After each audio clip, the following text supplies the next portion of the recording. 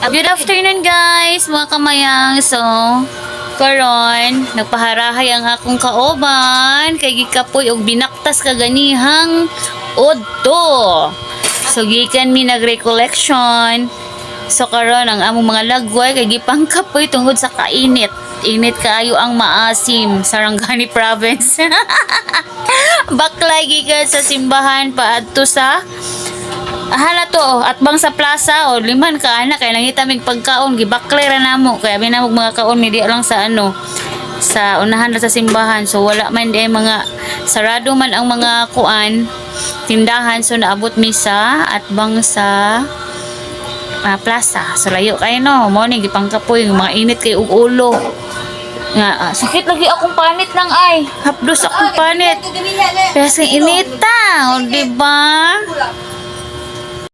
Unya ang among kaoban karon nag-init siya og tubig. O di ba wa may nainitan kay nag-init pa siya og tubig kay mga pimi. O diri mi silang balay karon, di ba? Nag-aso-aso na iyahang kuan abuhan.